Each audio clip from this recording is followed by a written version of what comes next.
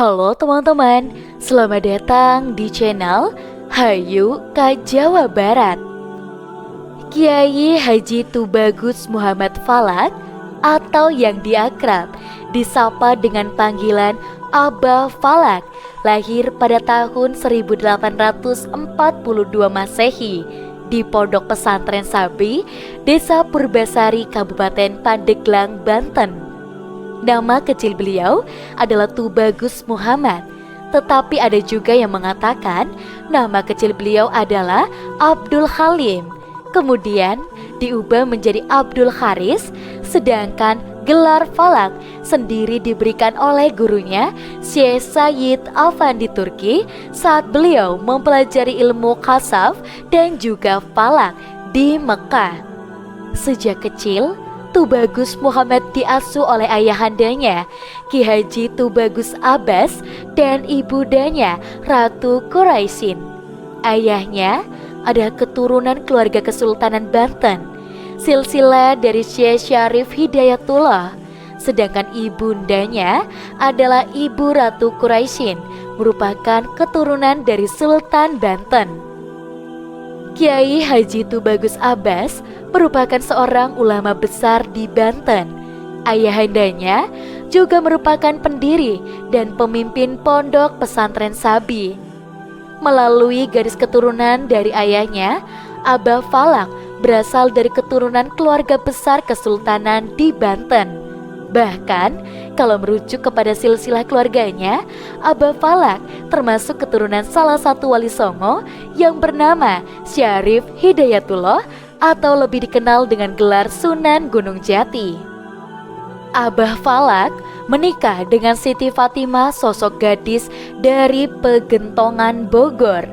Buah dari pernikahannya itu, beliau dikaruniai seorang putra yang bernama Tubagus Muhammad Thohir atau yang lebih dikenal dengan Aceng. Pendidikan Abah Falak. Abah Falak memulai pendidikan dengan belajar baca tulis Al-Quran dan pemantapannya akidah Islam langsung kepada ayahnya. Ki Haji Tubagus Abbas saking cintanya kepada ilmu agama, beliau sampai pernah menggembara di usia yang sangat muda, yaitu 15 tahun.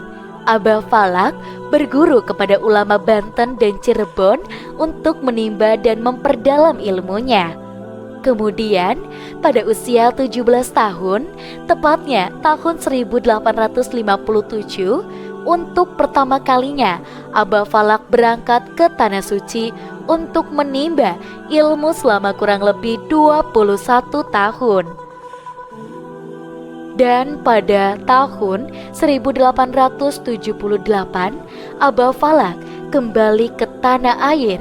Beliau sempat tinggal di tempat kelahirannya, Pandeglang, Banten, dan mendapat kepercayaan memimpin Pondok Pesantren Sabi yang ditinggalkan ayahandanya. Tetapi seperti perjalanan seorang mubalik pada umumnya, aktivitas dakwah dan tabliknya dalam rangka menyebarkan dan menyiarkan Islam tidak akan berhenti hanya sampai di sana.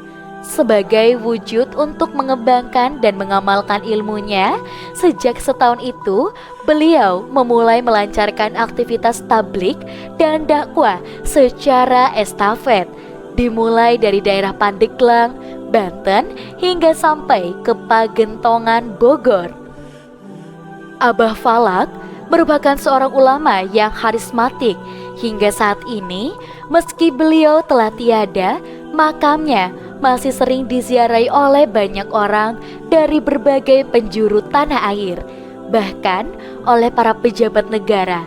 Ini menunjukkan suatu bukti bahwa semasa hidupnya, Abah Falak memiliki kedalaman ilmu dan pengaruh yang sangat luas di berbagai khalayak. Gambaran sosok Abah Falak yang demikian itu didukung oleh pengakuan beberapa ulama besar, termasuk para habib di Nusantara.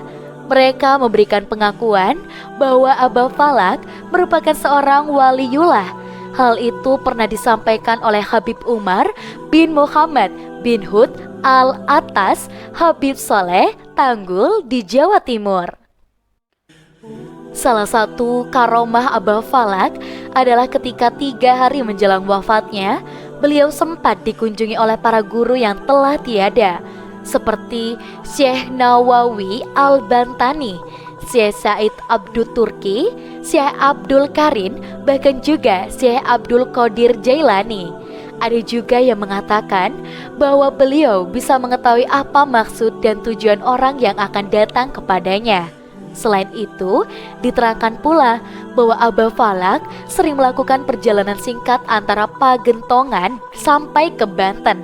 Selama di Banten, Abah Falak menjadi seorang ulama besar yang menjadi pusat kunjungan berbagai kalangan masyarakat. Artinya, di sana dapat dilihat tidak semata-mata seorang individu yang memiliki pengaruh luas, tapi jelas ada faktor keharumahan yang dimilikinya dan diyakini oleh khayalak umum. Semasa hidup Abah Falak dikenal sebagai seorang yang dermawan.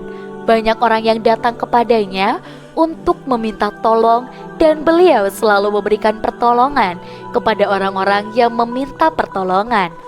Ada satu kisah menarik dari penuturan Ki Haji Zain bahwa apabila kedatangan tamu yang niatnya tidak bagus, maka beliau seperti orang tuli.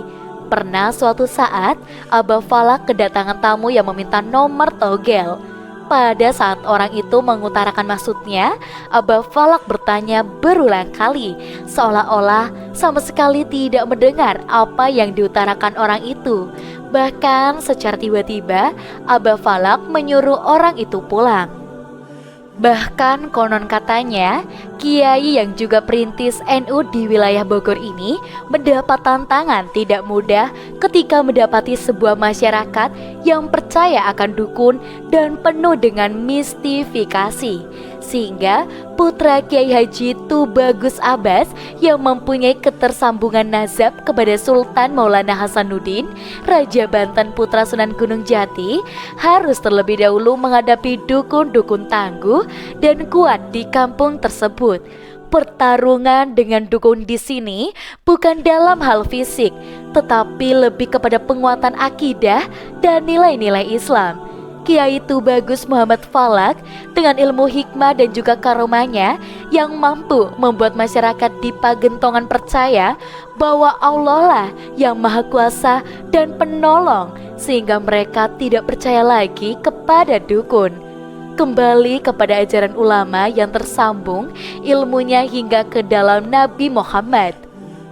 Setelah para dukun dikalahkan, sasaran berikutnya adalah para jawara penjahat, jagoan kampung yang seringkali mengganggu kehidupan penduduk, terutama di malam hari dan di tempat-tempat terpencil. Sehingga Kiai Tubagus Muhammad Falak yang paham dan menguasai ilmu tenaga dalam kanuragan mengajarkan wirid syaman kepada beberapa santrinya. Masyarakat merasa tertolong dengan adanya bantuan dari kiai yang merupakan seorang mursyid atau guru besar Thariqah Qadiriyah, yang di sini dengan demikian tumbuhlah pengakuan masyarakat terhadap kelebihan Kiai Muhammad Falak. Bahkan dalam pandangan awam, Kiai Muhammad Falak tidak hanya dikenal sebagai ulama terkemuka dan juga sakti, tetapi juga sempat dianggap sebagai dukun keramat yang memiliki banyak ilmu hikmah. Padahal kesaktian Kiai yang wafat pada tahun tersebut diperoleh dari memahami ilmu tenaga dalam yang disertai dengan sejumlah wirid dan doa sebagai wujud kepasrahan manusia terhadap kekuatan Allah yang maha dahsyat. Dengan perjuangan untuk masyarakatnya itu, Kiai Muhammad Falak ditetapkan oleh masyarakat sebagai seorang pemimpin karismatik yang kehadirannya banyak menolong masyarakat sekitar. Itu dia teman-teman, sedikit sejarah tentang Kiai Haji Tubagus Muhammad Falak. Nah, buat teman-teman di rumah jangan lupa untuk selalu pantengin terus channel YouTube Hayu Kai Jawa Barat untuk dapatkan video terbaru. Dan kita ketemu lagi di video selanjutnya. Sampai jumpa.